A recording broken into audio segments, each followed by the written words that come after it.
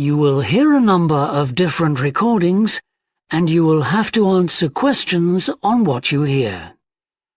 There will be time for you to read the instructions and questions, and you will have a chance to check your work. All the recordings will be played once only. The test is in 4 sections.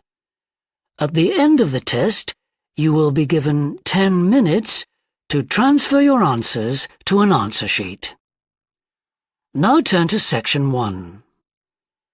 Section 1. You will hear a customer phoning a builder to discuss some work she would like him to do on her home. First, you have some time to look at questions 1 to 6.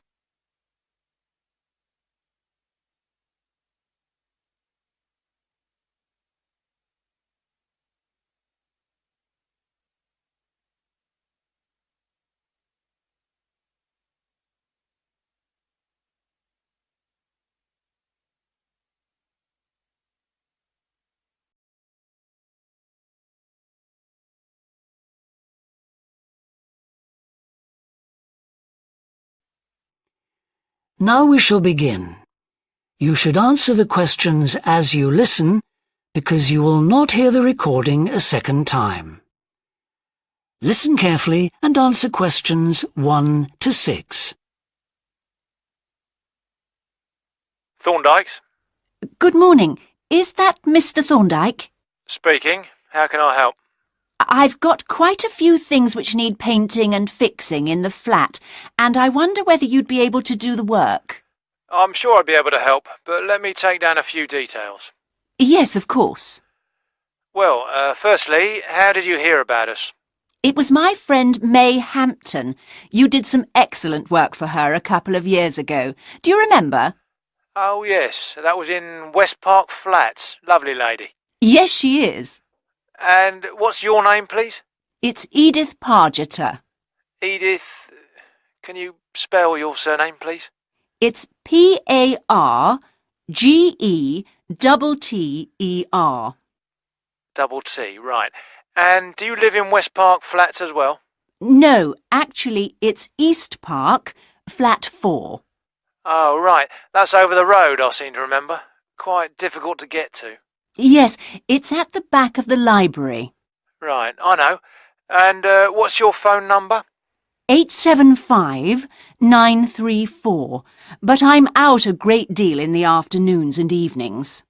So would the best time to ring you be in the morning? Yes. Fine, I've made a note of that. Can I just ask, I'll be in a van, and I know parking's rather difficult round your flat. Where would you recommend?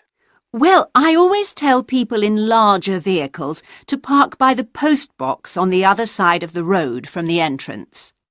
Good, thanks. And will you be able to give me a full itemised quote? Oh, yes, I'll list all the jobs separately with individual prices. That'd be a great help. No problem. Before you hear the rest of the conversation, you have some time to look at questions 7 to 10.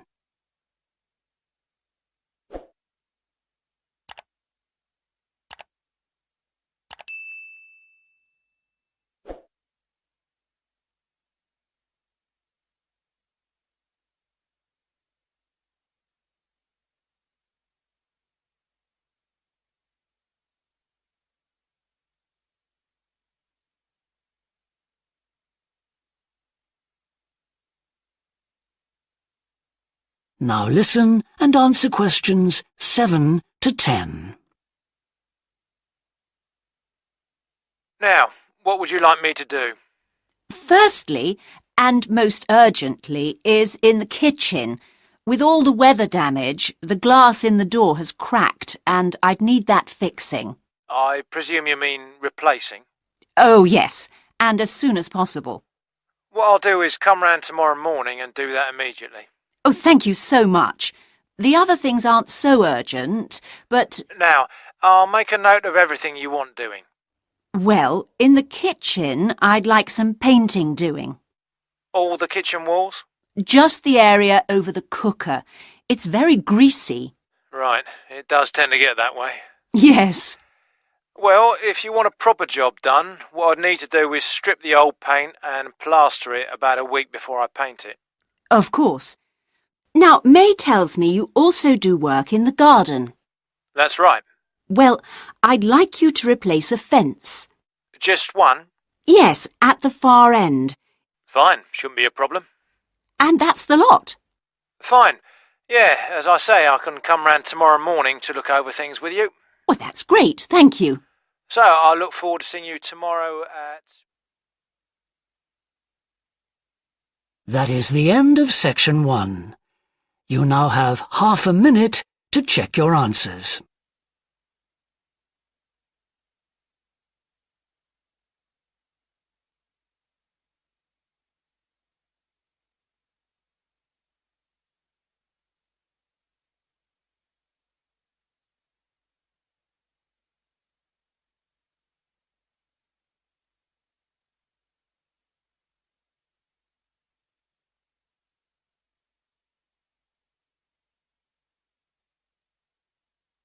Now turn to section 2. Section 2. You will hear a recorded talk giving an introduction to the historical theme park of Manham Riverport in England. First, you have some time to look at questions 11 to 15.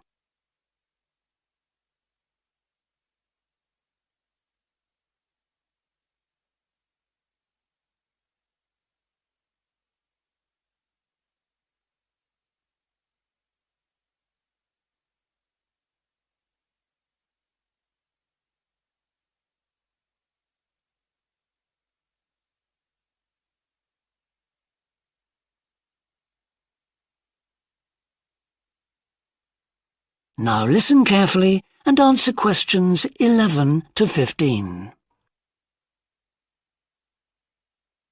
Welcome to Manham Port, where 1,000 years of history are brought to life. All the family can enjoy a day out at Manham, visit our copper mine, see models of the machinery it used, have your photo taken in 19th century costume, experience at first hand how people lived at different stages throughout history, and especially how children studied, worked and played. The port of Manham is located in beautiful and peaceful countryside, on a bend in the great River Avon, and developed here because it's the highest navigable point of the Avon. Boats can go no higher up this river, and proved a handy place to load and unload cargo to and from the sea, which is over 23 miles away. A small port was already established here when, about 900 years ago, tin was discovered nearby, though it wasn't until the Industrial Revolution, when a tremendous need for metals of all kinds developed, that Manham expanded to become one of the busiest ports in the country. And because it was already so busy, prospectors began to look for other minerals, and by the end of the 19th century, lead, copper, manganese and arsenic were added to the cargoes leaving Manham. In the early days, the ores had been smelted or processed in the same area they were mined. But as demand grew, the smelting process required huge factory furnaces or fires to melt the metal from the rock, and there was not enough coal in the local area, so the rocks containing minerals had to be shipped long distances. Sadly, in the 20th century, the great port of Manham declined, and thousands of workers were forced to emigrate out of the area. The building at the port fell into disrepair, and the place became almost forgotten. But then the Manham Trust was formed to conserve the historical resources of the area. It organised scores of local volunteers to remove undergrowth to find the original outlines of the installations. It then brought in paid professionals to match installations with maps of the original port complex and to set about reconstructing it. Today, you can see the results of this ambitious programme of restoration. The intention, and we believe this will be realised before the end of the year, is to return Manham Port to the condition it reached at its peak as the greatest copper port in the country. Before you hear the rest of the talk, you have some time to look at questions 16 to 20.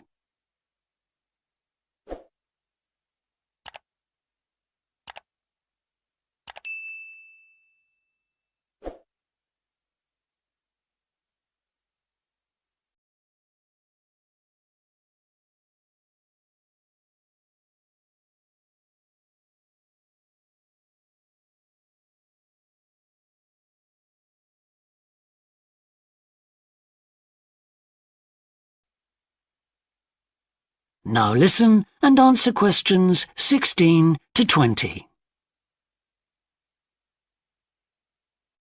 But what can you do and see on your visit today?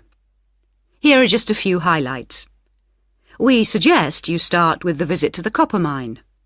Travel on converted mining trains and journey into the depths of the mountain along seams once worked by hundreds of miners. Watch out especially for the great pumping machines which rid the mine of water. But please be warned that, like all mines, ours is very dark and closed in, and we do say that children under 5, and also dogs, should not be taken into the mine. The next recommended visit is to the village school. While looking round the classrooms, take a special look at our display of games, which is one of the largest in the world. And it's recommended that you time your visit to coincide with a guided tour. This will give you the opportunity to ask lots of questions.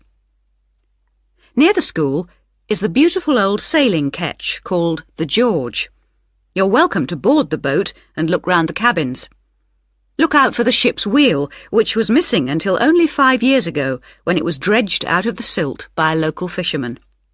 We have no idea how it got there, but it's been polished and proudly restored to its original place on the boat. Please take care going down the ladders if you wish to visit the lower deck. We don't recommend you allow young children to use them.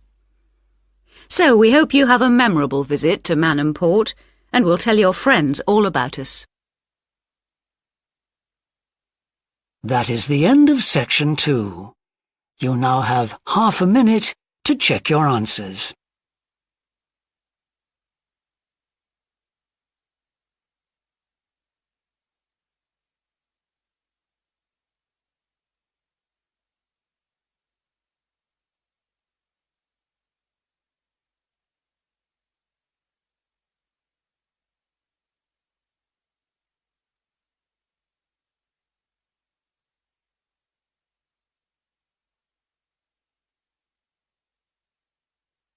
Now turn to section 3. Section 3. You will hear 2 psychology students called Tim and Laura talking about Laura's work placement. First, you have some time to look at questions 21 to 24.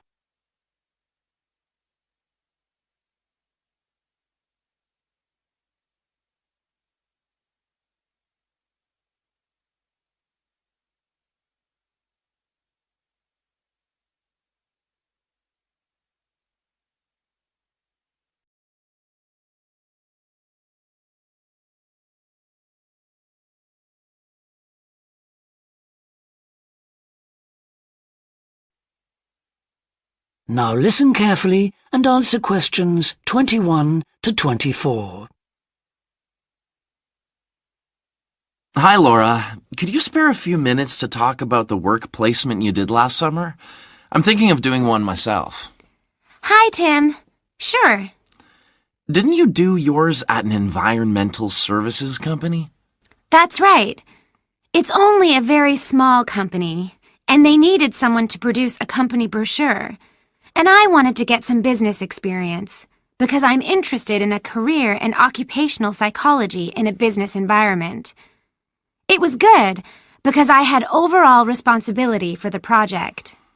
What kind of skills do you think you developed on the placement? I mean, apart from the ones you already had. Did you have to do all the artwork for the brochure, the layout and everything? We hired the services of a professional photographer for that. I did have to use my IT skills to a certain extent because I cut and pasted text from marketing leaflets. But that didn't involve anything I hadn't done before. Do you think you got any better at managing your time and prioritizing things? You always used to say you had trouble with that. Oh, definitely. There was so much pressure to meet the project deadline. And I also got better at explaining things and asserting my opinions, because I had to have weekly consultations with the marketing manager and give him a progress report. It sounds as if you got a lot out of it then. Absolutely. It was really worthwhile. But, the company benefited too. Yes, they must have done. After all, if they'd used a professional advertising agency to produce their brochure instead of doing it in-house, presumably they'd have paid a lot more. Oh, yes. I worked it out. It would have been 250% more, and I thought the end result was good, even though we did everything on site. The company has quite a powerful computer, and I managed to borrow some scanning software from the university. The new brochure looks really professional. It enhances the image of the company straight away. So, in the long run, it should help them to attract clients and improve their sales figures? That's the idea, yeah. Before you hear the rest of the discussion, you have some time to look at questions 25 to 30.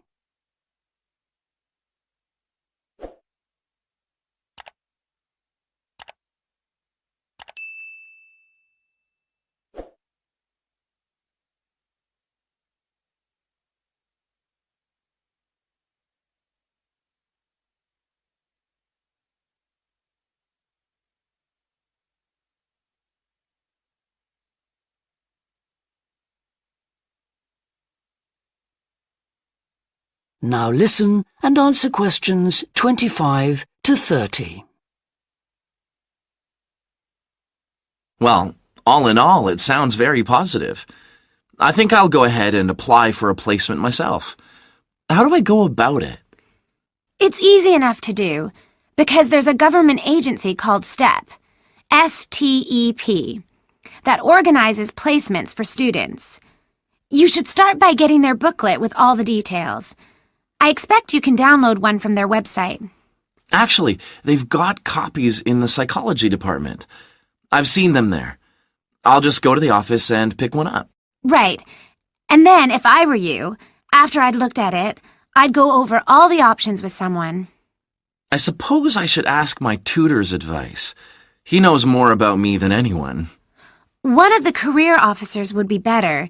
They've got more knowledge about the jobs market than your personal tutor would have. Okay. And then, when you know what you want, you can register with STEP. You'll find their address in the booklet. And once you've registered, they assign you to a mentor who looks after your application. And then I suppose you just sit back and wait till you hear something? They told me at the careers office that it's best to be proactive and get updates yourself by checking the website for new placement alerts. Your mentor is supposed to keep you informed, but you can't rely on that. I don't suppose it's a good idea to get in touch with companies directly, is it? Not really. But it is the company who notifies you if they want you to go for an interview. You get a letter of invitation or an email from personnel department. And do I reply directly to them? Yes, you do. STEP only gets involved again once you've been made a job offer. Right. So once you've had an interview, you should let your mentor know what the outcome is? I mean, whether you're offered a job and whether you've decided to accept it? That's right. They'll inform the careers office once a placement has been agreed, so you don't have to do that. Is that all then? More or less. Only once you've accepted an offer, you'll probably have to supply a reference, because the placement will be conditional on that. And that's something you should ask your own tutor to provide. He knows about your academic ability and also about your qualities, like reliability. Well, thanks very much for the information. I'm starting to look forward to... That is the end of section 3. You now have half a minute to check your answers.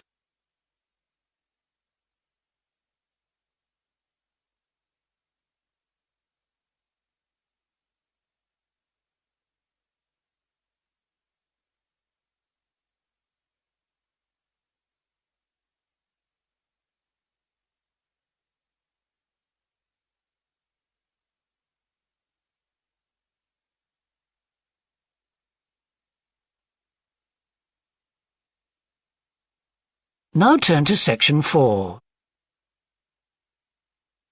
Section 4.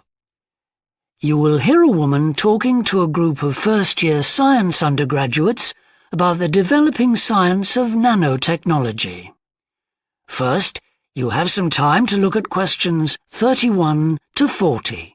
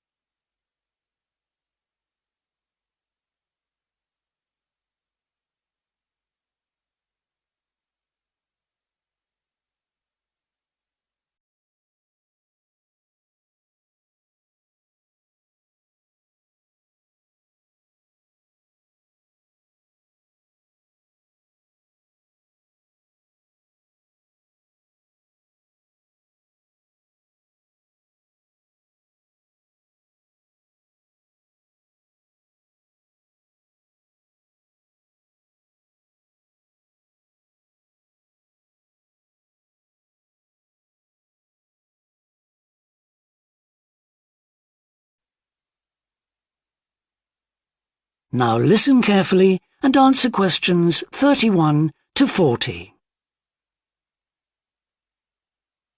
Today we're going to look at an important area of science, namely nanotechnology. So, what is it?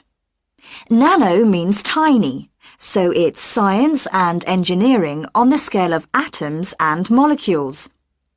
The idea is that by controlling and rearranging atoms, you can literally create anything. However, as we'll see, the science of the small has some big implications, affecting us in many ways. There's no doubt that nanotechnology promises so much for civilization. However, all new technologies have their teething problems. And with nanotechnology, society often gets the wrong idea about its capabilities. Numerous science fiction books and movies have raised people's fears about nanotechnology, with scenarios such as inserting little nanorobots into your body that monitor everything you do without you realizing it, or self-replicating nanorobots that eventually take over the world. So, how do we safeguard such a potentially powerful technology? Some scientists recommend that nanoparticles be treated as new chemicals, with separate safety tests and clear labelling. They believe that greater care should also be taken with nanoparticles in laboratories and factories. Others have called for a withdrawal of new nanoproducts, such as cosmetics, and a temporary halt to many kinds of nanotech research. But as far as I'm concerned, there's a need to plough ahead with the discoveries and applications of nanotechnology. I really believe that most scientists would welcome a way to guard against unethical uses of such technology. We can't go around thinking that all innovation is bad, all advancement is bad. As with the debate about any new technology, it is how you use it that's important. So, let's look at some of its possible uses.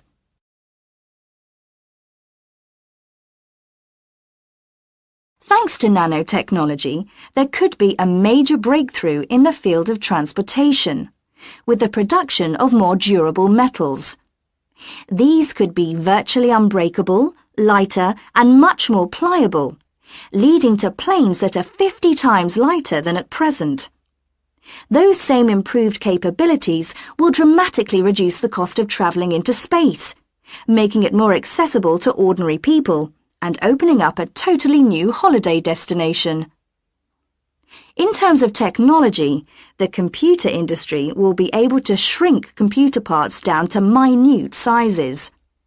We need nanotechnology in order to create a new generation of computers that will work even faster and will have 1,000,000 times more memory, but will be about the size of a sugar cube.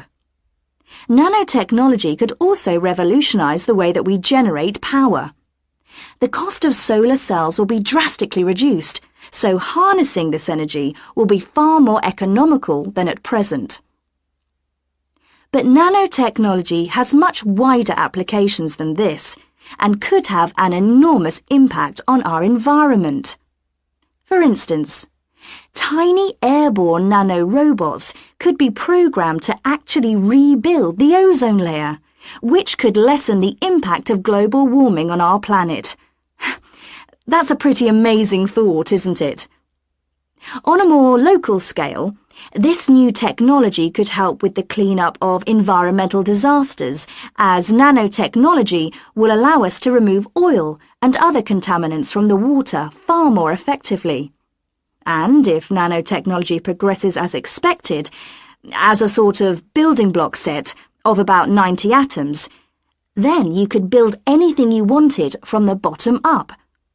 In terms of production, this means that you only use what you need, and so there wouldn't be any waste. The notion that you could create anything at all has major implications for our health. It means that we'll eventually be able to replicate anything. This would have a phenomenal effect on our society. In time, it could even lead to the eradication of famine through the introduction of machines that produce food to feed the hungry. But it's in the area of medicine that nanotechnology may have its biggest impact. How we detect disease will change as tiny biosensors are developed to analyze tests in minutes rather than days. There's even speculation nanorobots could be used to slow the aging process, lengthening life expectancy. As you can see, I'm very excited by the implications that could be available to us in the next few decades. Just how long it'll take, I honestly don't know. That is the end of section 4. You now have half a minute to check your answers.